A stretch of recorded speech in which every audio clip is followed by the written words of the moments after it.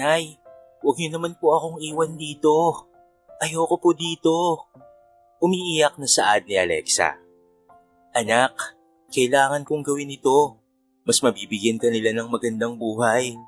Kaysa sa akin ay mahihirapan ka lang kapag nasa poder kita. Saad naman ni Ninita, ina nitong si Alexa. Ma, huwag mo po akong iiwan. Okay lang kahit mahirap, basta't kasama kita. Pagmamakaawa ni Alexa sa kanyang ina. Hindi na muling nilingon pa ng ginang ang kanyang anak na nagmamakaawang humahagulgol sa kanya. Anak, maiintindihan mo rin ang lahat pagdating ng tamang panahon.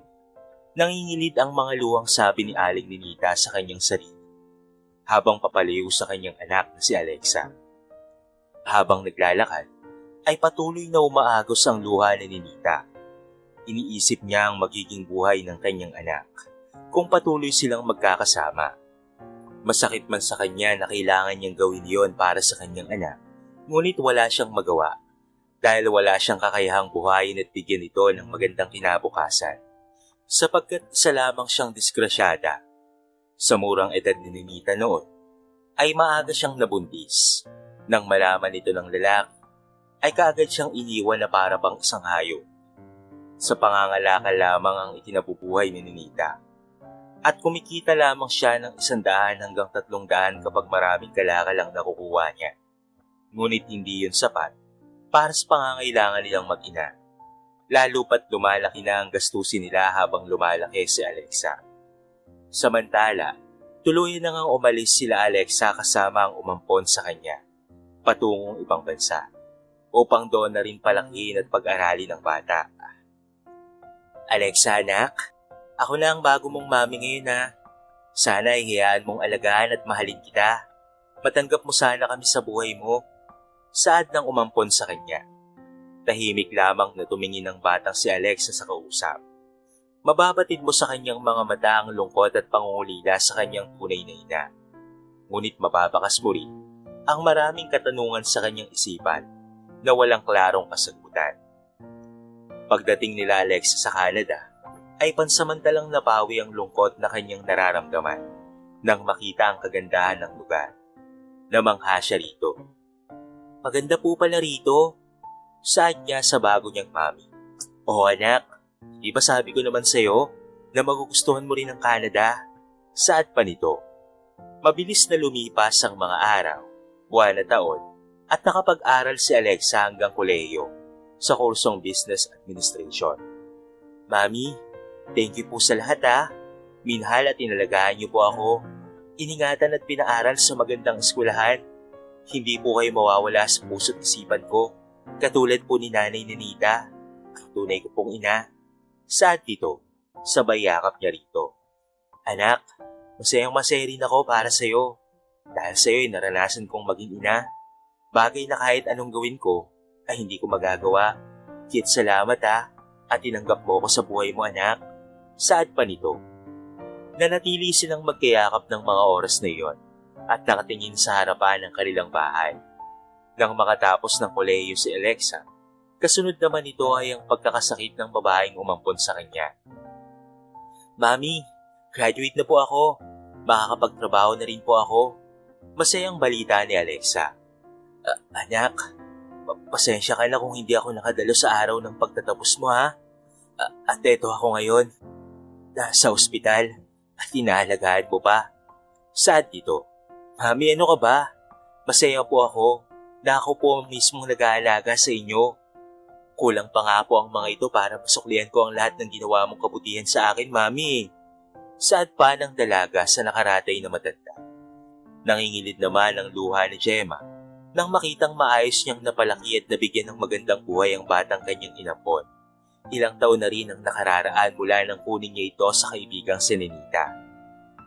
Masayang-masaya ako anak sa narating mo sa buhay. Wala na akong mahiling pa. Wika ni Gemma kay Alexa habang nagtatangkang bumangon upang mayakap ang pinakamamahal niyang anak. Agad namang lumapit si Alexa upang alalayan ng inang may sakit. Niyakap niya ito ng mahigpit at ilang sandali lamang pagkatapos ng kanilang pag-uusap ay tuluyan nang binawian ng buhay ang matanda. Muling nadurog ang puso ni Alexa sa pangyayaring iyon. Kahit alam naman niyang hindi na rin naman na magtatagal ang kanyang Mami Gem, iba pa rin yung makita at malaman mong wala na talaga ang babaeng nagbigay sa kanya ng maayos na buwan. Mami, utang na loob ko po sa inyong lahat ng meron ako ngayon.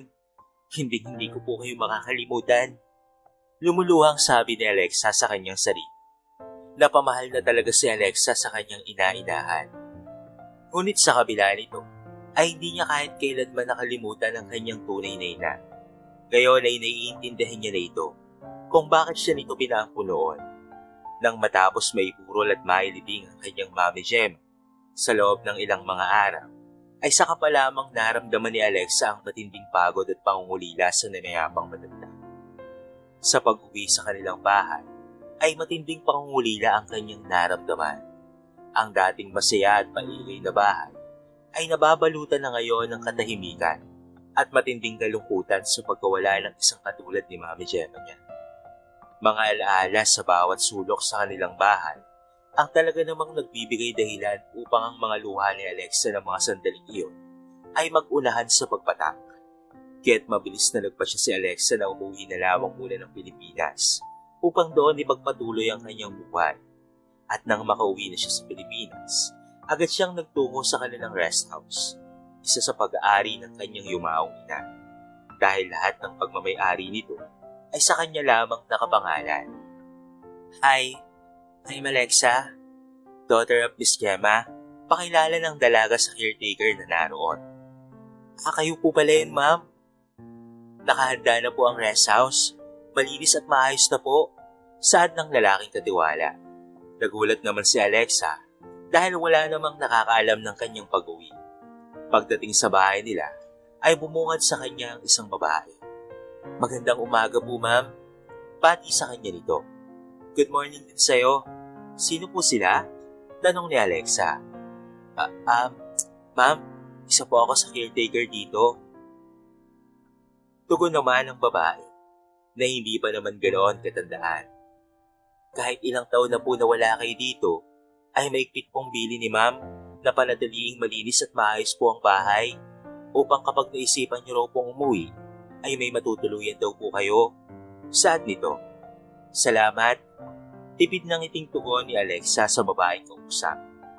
Kung may kailangan pa po kayo, mama, huwag po kayong mahiyang tawagin lamang po ako. Saad pa nito sa kanya. Okay po. Sige po, salamat. Habang iniabot ang sobrang may laman na pera. Naku ma'am, huwag na po. Bayad na po ni Miss Gemma ang paninilbihan ko po. Sa katunayan po niyan, advance po palagi ang bayad niya sa aming mag-asawa.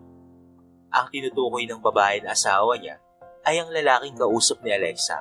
Pagpasok pa lamang sa bukuran ng rest house. Maraming salamat din po, Manang, sa pag-aalaga niyo po sa bahay na to.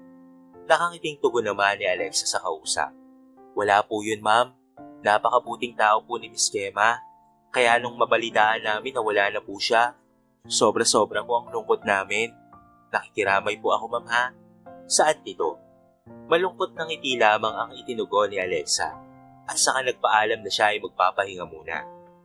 Pagpasok ni Alexa sa bahay, kitang-kita niya na buhay ang mga kulay ng dekorasyon. Nasambit niya sa kanyang sarili na hindi siya ganoon katagal magluluksa. Dahil kung buhay ang kanyang mami, ay tiyak na sasabihin nito sa kanya na magpatuloy lamang sa kanyang buwan. Kaya't ilang araw lamang ang lumipas, ay naghanap na rin siya ng trabaho sa isang malaking kumpanya siya pumasok. Good morning, sir. Mag-a-apply po sana ako. Bati niya kagad sa isang lalaking nasa labas. Pasok po, ma'am. Sa loob po, magpasa lang po kayo ng resume. And maghintay na lang po kayo na tawagin para sa interview. Saad ng lalaki. Maraming salamat. Sagot naman ni Alexa. Kagad na pumasok at sumalang na sa interview si Alexa. And finally, kahit first-time job seeker siya, ay natanggap kagad siya sa unang in-apply niya. Ang kumpanyang iyon ay isa sa pinakamalaking kumpanya na may kinalaman sa mga sasakyan. Kamusta? Hired na po ba kayo, ma'am? Tanong ng lalaki. Nagulat naman si Alexa sa lalaking nagsalita mula sa kanyang likuran. O ikaw pala? Oo, hired na ako. Nakangiting tugon naman ni Alexa. By the way, I'm Kevin. Pakilala ng binata na inilahad ang kamay sa dalaga. I'm Alexa. Sagot naman ng dalaga. Dito ka rin ba nag-work? Tanong ni Alexa. Oo, 2 years na ako rito.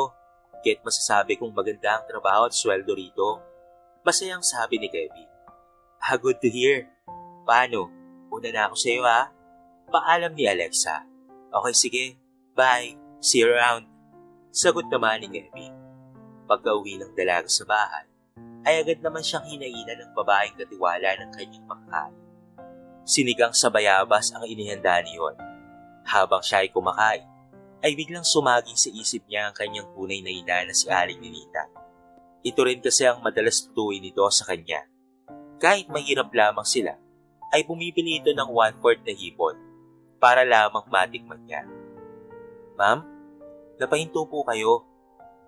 Hindi po ba masarap ang pagkain? Tanong ng Manang. Ay hindi po, napakasarap po talaga nito, Manang. May naalala lamang po ako. Sagot naman ni Alexa. Nang matapos kumain, ay maagang natulog ang dalaga. Maaga rin kasi itong gigising bukas para sa unang araw ng training sa trabaho. Kinabukasan nga, ay maagang pumasok ang dalaga at naabutan niyang naroon na rin si Kevin. Good morning! Pati niya sa binata. Uy, good morning din sa'yo. Ang aga mo ata ngayon ah. Pagtatakang tanong ng lalaki. First day ko kasi ngayon, kaya ayoko sanang malate. Mamaya ay traffic na rin kasi. Paliwanag niya sa binata. Kung sa bagay, ganoon rin ako eh. Kaya nga maaga akong pumasok ngayon eh. Iniiwasan ko kasi yung traffic. Bawas sahod kasi kapag late. Saad naman ni Kevin. Kaagad namang nagkasundo ang dalawa. Sa trabaho, si Kevin ang nagtuturo kay Alexa ng mga dapat niyang gawin. Halos siya na ang naging katuwang nito sa pag-a-adjust sa trabaho nila. Ang galing mo nang mag-ayos ngayon ah. Pati ni Kevin sa dalaga. Magaling ka kasing magturo. Kaya ayun, mabilis kong natutunan. Saad naman ni Alexa. Paano ba yan? Treat mo ako sa unang sahod mo ha? Natatawang biro ng binata. Oo ba? Walang problema sa akin yun. Saad naman ng dalaga. Palagi na silang magkasama at magkasabay na kumain. Talagang makikita ang pagkakalapit ng dalawa sa isa't isa. Hindi ko akalain na magkakasundo tayo kaagad. Maraming salamat sa friendship, Kevin ha? Saad ni Alexa habang kumakain sila ng lunch. Ano ka ba? Hindi ka naman mahirap makasundo eh. Ang bait mo kaya? At isa pa ay masarap kang kasama. Dagdag pa ng binata. Naku, nang bola ka ba? Tugon na sagot naman ni Alexa, sabay hampas sa balikat ng binata. Mabilis na lumipas ang mga araw at nagkagustuhan na nga ang dalawa. Maski ang ligawan ay hindi na rin nila pinatagal pa. Finally, girlfriend na kita. Sigaw naman ni Kevin. Uy, yung boses mo nakakahiya. Saad naman ni Alexa. Bakit naman ako mahihiya? Napakasaya ko kaya ngayon. Dahil nobya ko na ang napakagandang katulad mo. Salamat ha. At inayaan mo akong mahalin ka at maging parte ng buhay mo. Masayang sabi ni Kevin. Ano ka ba? Hindi ka mahirap mahalin at gusto kong kasama kita palagi sa lahat ng kaganapan sa buhay ko. Saad naman ang dalaga. Hinalikan ng binata sa noo si Alexa at niyapos bilang tanda ng kanyang pagmamahal. Halos araw-araw nang sinusundo ni Kevin sa bahay nito si Alexa para sabay na silang pumasok at umuwi. Kasabay ng paglaki ng pinagsamahan nila, ay lumaki na rin ang sahod nila sa kanilang trabaho. Congratulations both of you. You did a great job. As soon as possible, matatanggap nyo na rin ang pagtaas ng sahod nyo. Saad ng kanilang boss. Thank you po sir. Sagot naman nilang pareho. O paano? Mamaya ay mag-celebrate tayo mahal ha. Malaki-laki na ang sahod natin eh. Saad naman ni Kevin. Sige mahal, kain tayo sa labas mamaya. Masayang sagot naman ni Alexa. Mahal, ano kaya kung magbukas tayo sa bangko ng joint account? Para naman makaipon tayong pareho. Ano sa tingin mo mahal? Tanong ni Kevin sa kanya. Well, pwede naman yun mahal. Para hindi natin nagagalaw kaagad ang pera natin. Pagsang-ayon naman ng dalaga. Sige mahal, bukas ay pumunta tayo ng bangko para makapag-open account na tayo kaagad. Sabi ng binata. Pagkatapos naman ng trabaho, ay nagtungo na sila sa isang sikat na restaurant para kumain at mag-celebrate ng kanilang tagumpay. Pagkatapos noon, ay inihatid na rin ni Kevin ang dalaga sa bahay nito upang sila ay makapagpahinga. Bukas na lang ulit, mahal. Bye! Sabay halik sa pisngi ng dalaga. Bye, mahal. Salamat sa masayang gabi, ha. Nakanginig tugon naman ito. Maya-maya ay bumungad sa kanya si Manang. Ma'am, magandang gabi po. Saad ng Manang. Magandang gabi rin po, Manang. Bati naman ni Alexa at saka tinungo na ang kanyang silid at agad na nakatulog na ang dalaga dahil na rin sa matinding pagod.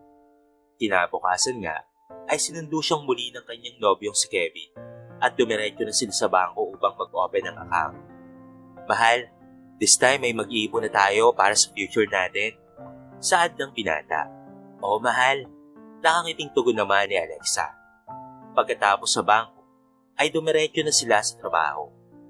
Nagtataka si Alexa kung bakit sarado pa rin ang opisina.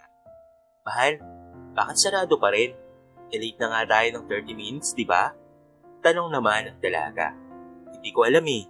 Tara, mag-park na muna tayo. Nang sa gayon ay matignan natin kung bakit. Sagot naman ni Kevin. Pagkababa nga nila, ay agad nilang tinignan kung bakit sarado ang bangko. Habang nag-iisip si Alexa, ay agad namang lumod si Kevin. Alexa, mahal ko, will you marry me? Masayang tanong ng binata.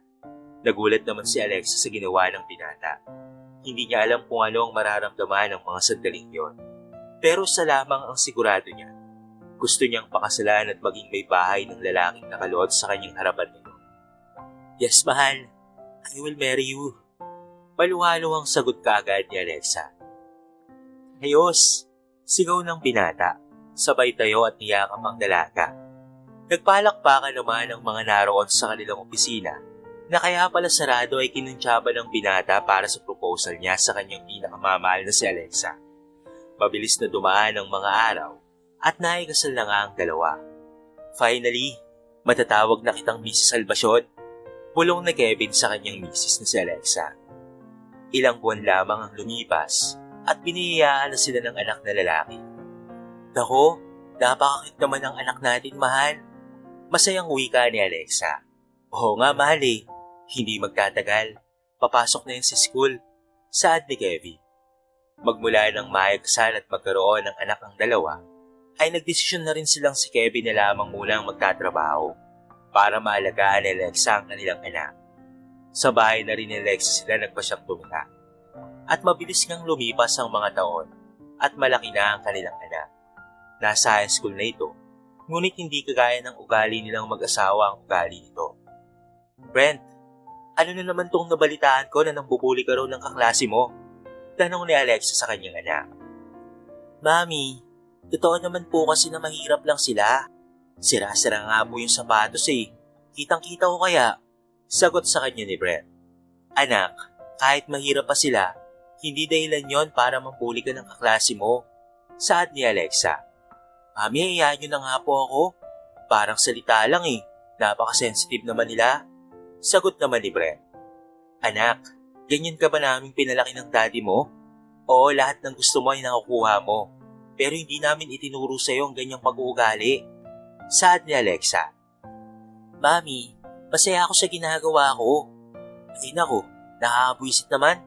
Taas na po ako. Papahinga na po muna ako. Sabay alis nito patungong kwarto. Nahabag naman sa kanyang sarili si Alexa dahil sa inasal ng kanyang anak sa kanya at sa ibang tao. Wala rin kasi ang kanyang asawang si Kevin dahil nag-OFW ito nang mag-high school na ang kanilang anak. Kung nandito lamang sana si Nanay Ninita, baka natulungan niya pa akong disiplinahin ang anak kong si Brent. Saad niya sa kanyang sarili. Kinabukasan nga ay pinaghanda niya ng almusal ang kanyang anak. Anak, kumain na tayo. Nagluto ako ng tosino. Masayang saad niya pa. Hindi na po ma, baga po akong aalis. Kayo na lamang po ang kumain niyan. Sagot ni Brent. Ha? Bakit maaga kang papasok ngayon? Tanong ni Alexa.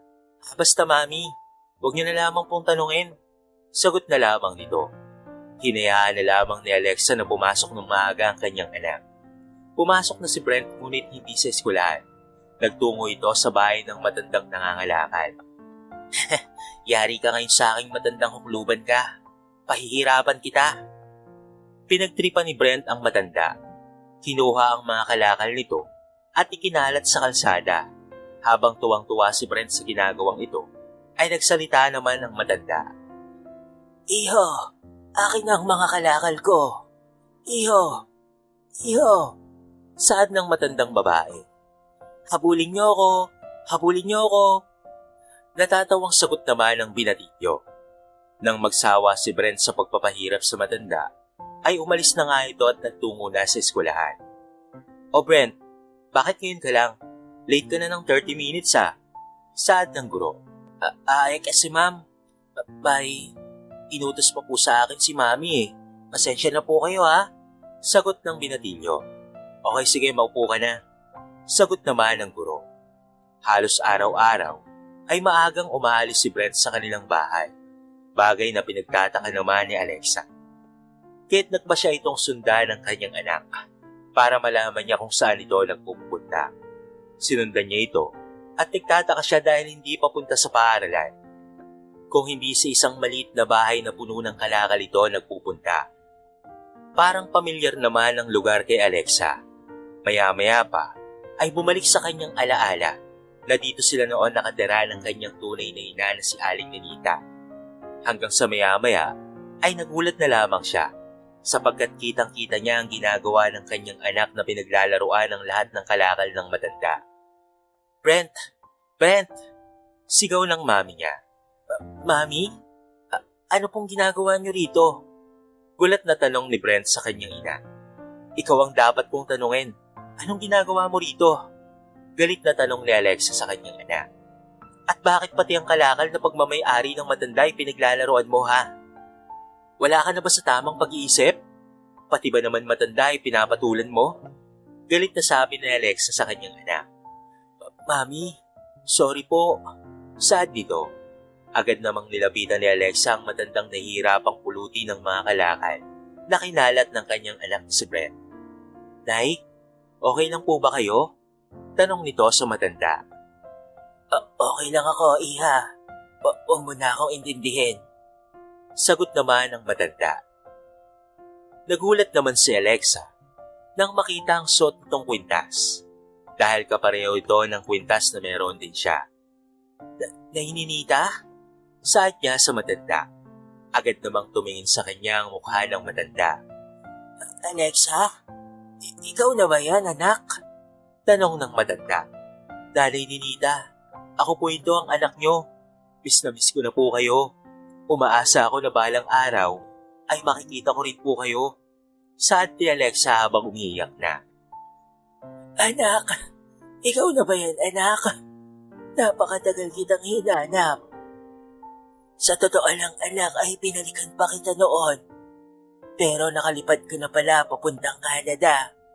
Hindi na kita nakapul pa. Hindi naman ako nagkamali dahil naging maayos at maganda naman ang buhay mo roon, anak. Saad pa ng matanda. Nay, umuwi na po tayo. Iuwi ko na po kayo sa bahay ko. Aya ni Alexa. Agad namang sumama ang matanda sa kanila. Bagay na pinagtataka naman ni Brent kung bakit kasama nilang umuwi ang matanda. Anak, hindi ba dati na ikwento ko na sa'yo na may isa pang nanay ang mami? Eto siya ang lola ni Nita mo. Hindi ba nasabi ko sa'yo noon na napakahirap ng buhay namin noon? Kaya't pa siya ang lola mo na ipaampon na lamang ako. Kwento ni Alexa. Iho, naiintindihan ko kung bakit hindi mo ako matanggap. Pahirap lamang ako at tanging pangangalakal lamang ang trabaho ko. Wala akong maibibigay na regalo man lamang sa iyo, iho. Pasensya ka na. Malungkot na sabi ni Nanay Ninita. Unti-unti sa mga nadinig ni Brent mula sa kanyang mami at lola ay lumambot ang puso nito at niyakap ang matanda. Lola, patawarin niyo po ako sa lahat ng nagawa kong kasalanan sa inyo. At pati na rin po sa mga pang-api ko sa inyo. Patawad po talaga sa lahat-lahat. Hindi ko po kasi alam At kahit wala po kayong maibigay na regalo sa akin, ay okay lamang po yun, Lola. Matagal ko na pong gustong magkaroon ng lola. Saad naman ni Brent. Okay lang yon, iho. Walang problema sa akin yon. Pinapatawad na kita. Ang mahalaga ay huwag mo nang uulitin yun kahit kanino, ha? Saad naman ang kanyang lola ni Nita. Opo, lola. Nahihiyang sagot naman ng binatilyo. Mami, patawad po. Kung napakapasaway ko po. At minsan ay nasasagot ko pa po kayo. Patawad po talaga, Mami. Pagingiri ng tawad niya sa kanyang ina. Anak, pinapatawad na kita. Ang gusto ko lang ay wag na wag kang mananabak o mambubuli sa kahit na kaninong tao, ha? Maging mabuting tao ka, anak. Sagot naman ni Alexa sa kanyang anak. Opo, Mami. Patawad po talaga. Pangako ay magbabagong buhay na po talaga ako. Sagot naman ni Brent. Mabilis namang nagkapalagayan ng loob ang maglola. Good morning, anak. Good morning, Nay. Pati naman ni Alexa sa dalawa. Good morning, Mami. At good morning po, Lola. Pati naman ni Brent. Tara na, Lola. Kain na po tayo. Tamang-tama ay nagdudo po si Mami ng gulay. Kumain na po kayo para mas lumakas pa po kayo. Saad naman ni Brent sa kanyang lola. Naku, maraming salamat, Apo. Ikaw rin ay kumain ka na ng gulay, ha? Para naman tumalino ka palalo. Saad ng matanda. Nayo, kumuha pa po kayo ng maraming kanin. Ito ang unang araw na makakasama namin kayong mag-ina sa pagkainan. Saad ni Alexa sa kanyang ina. Oo, anak. Gusto ko pang turuang tumakbo ng mabilis ang aking apo eh. Saad naman ito. Agad namang tinawagan ni Alexa ang kanyang asawang si Kevin sa messenger. Hello, mahal. Bungad ni Alexa sa kanyang asawang si Kevin. Hey, mahal. Kamusta kayo dyan? Kamusta ang anak natin si Brent? Tanong kaagad ni Kevin. Okay naman kami dito, mahal. Mahal, may ibabalita ako sa iyo. Masayang saad ni Alexa sa kanyang asawa. Ano yun, mahal? Parang ang saya-saya ata ng mukha mo ngayon, ha? Saad naman ang kanyang mister. Ipinakita niya sa kamera ang kanyang nanay ni Nita, katabi ang kanilang anak na si Brent. Mahal, nakita ko na si nanay ni Nita. Siya yung dati ko pang kinukwento sa iyo. Siya ang tunay kong ina. Saad ni Alexa. Hello po, nanay ni Nita. Masaya po akong makita ka. Kamusta po kayo? Buti at nakita na po kayo ni Alexa. Palagi kayong kinikwento sa akin ni Alexa eh. Saad naman ni Kevin. Okay lang naman ako, iho. Mag-iingat ka palagi dyan, ha? Malayo ang mag-ina mo sa'yo. Alagaan mo sana palagi ang sarili mo. Masaya ako't nakilala kita. At masaya ako't dahil mahal na mahal mo ang aking anak. Saad ng matanda. Opo, Nay. Hayaan niyo po.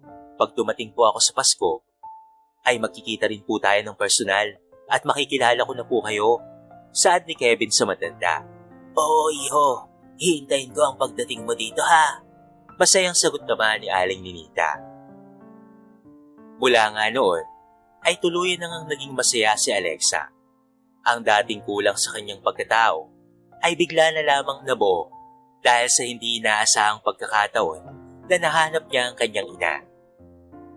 Bagamat naging pasaway ang kanyang anak na si Brent, ito rin pala ang naging daan upang makita at matagpuan ang kanyang tunay na ina.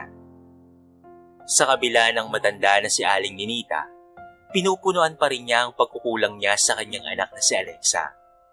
Araw-araw ay inaasikaso niya ito at ipinaparamdam kay Alexa kung gaano niya ito kamahal. Ganoon rin naman ang pag-aalaga at pagmamahal niya sa kanyang apo na si Brent, na bagamat noon ay naging masama sa kanya at naging kanyang sakit ng ulo, ngayon naman ito na ang dahilan ng ngiti at saya ng kanyang mga labi. Mahal na mahal siya ng kanyang apo sapagkat sabik na sabik ito sa isang lola. Mula nga noon ay muling nagkasama-sama ang buong pamilya sapagkat dumating na rin ang kanyang asawang si Kevin. Wala nang maihihiling pa itong si Alexa sapagkat sa kabila ng dagok ng buhay na kanyang pinagdaanan mula pagkabata hanggang sa kanyang pagtanda, ay naramdaman niyang hindi siya kailanman pinabayaan ng Diyos. Gumawa pa rin ito ng paraan para mabuong muli at mas maging maganda ang kanyang buhay.